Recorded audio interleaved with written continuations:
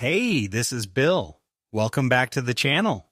Look at every living thing around you, a bird, a bug, a dog, and even you. Believe it or not, all of them are part of one single giant family tree. And every single one has been slowly changing for millions of years. This slow, incredible change has a name. It is called evolution. It is the amazing story of how life became everything we see today. Today we are going to follow four of the most incredible examples. How apes slowly turned into us, how dinosaurs became birds, how giant woolly mammoths shrank down into elephants, and the strange animal that basically refused to change at all.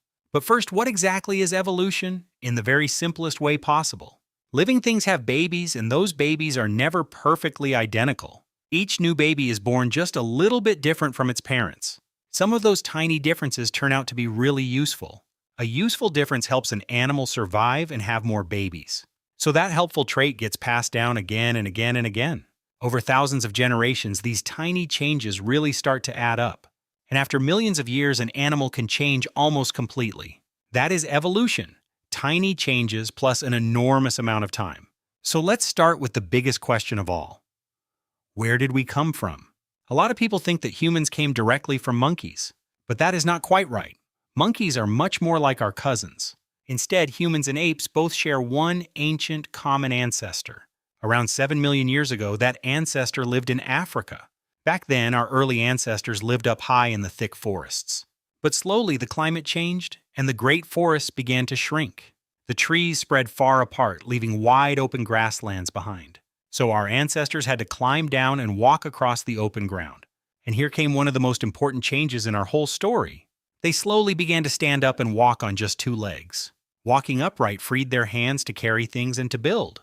With free hands, they started making simple, sharp stone tools. Those tools let them hunt, dig, and cut up their food far more easily. Better food, especially meat, gave them lots of extra energy. And that extra energy helped to fuel a slowly growing brain. Bigger brains meant smarter ideas, better plans, and real teamwork. One day, they even learned how to control and use fire. Fire gave them warmth, safety, and a brand new way to cook their food. Then they slowly developed language and could finally share their ideas. Step by step, our ancestors became taller, smarter, and more modern. Around 300,000 years ago, fully modern humans appeared. That was us. Homo sapiens, the thinking, building, dreaming human. And it all came from tiny changes stacked up over millions of years. Now for a change that honestly sounds completely impossible. The little birds outside your window are actually living dinosaurs. To see how, we have to travel way back to the Jurassic period. Back then, enormous dinosaurs stomped across the whole planet. But not every dinosaur was gigantic and terrifying. Some were small, quick, meat-eating dinosaurs about the size of a chicken. And here's the shocking part. Some of these little dinosaurs had feathers. At first, those feathers were not for flying at all. They were used to stay warm like a cozy, fuzzy winter coat. Others used bright, showy feathers to attract a mate. Over time, some of these dinosaurs grew much longer feathers on their arms. Those feathery arms helped them leap and glide between the trees. Little by little, that gliding slowly turned into real flapping flight. One famous early bird dinosaur is called Archaeopteryx. It had wings and feathers, but also sharp teeth and a long bony tail. It was a perfect halfway step between a dinosaur and a bird. Then came the giant asteroid that wiped out the dinosaurs. Almost every single dinosaur on Earth was completely wiped out. But the small feathered flyers somehow managed to survive it all.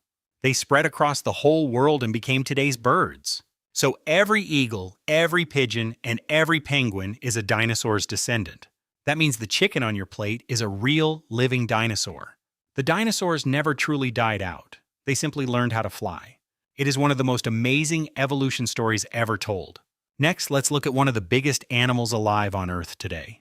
The elephant has a surprisingly wild and ancient family history. Millions of years ago, there were many different kinds of elephant cousins. Some were small, some were huge, and they had all sorts of tusks. One famous cousin was the mighty and enormous woolly mammoth. Mammoths lived during the deep freezing cold of the Ice Age, so evolution slowly gave them thick, shaggy hair to keep them warm. They also grew a warm layer of fat and small ears to save their heat. And they had long, curved tusks to sweep snow off their food. Their close cousins, the mastodons, lived in the nearby forests. But then, very slowly, the Great Ice Age came to an end. As the whole world warmed up, the mammoths just could not cope. Along with heavy hunting, the woolly mammoths eventually died out. But their warm weather relatives survived and kept on evolving. Those survivors slowly became the elephants that we know today. Now there are two main kinds left: African and Asian elephant. The African elephant has huge ears to fan itself and stay cool. That is the total opposite of the mammoth's tiny heat-saving ears.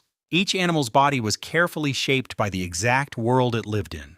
That is evolution quietly at work, matching each animal to its home. And amazingly, the mammoth's closest living cousin is the Asian elephant. So a little piece of the Ice Age is still walking the earth today. Now for the strangest part of our entire evolution story. While everything else kept changing, a few animals barely budged at all. We call these incredible survivors living fossils. The very best example of all is the humble horseshoe crab. It has looked almost the same for 450 million years. That makes it far older than the dinosaurs, and even older than trees. It has survived all 5 of Earth's giant mass extinctions. Sharks are another ancient survivor, cruising the seas for ages. Crocodiles have looked nearly the same since the days of the dinosaurs. And the coelacanth was a fish everyone thought went extinct long ago. But then one was found alive and swimming back in 1938. So did these animals actually refuse to evolve at all? Not exactly. They really did keep evolving quietly on the inside. Their bodies simply already fit their world almost perfectly.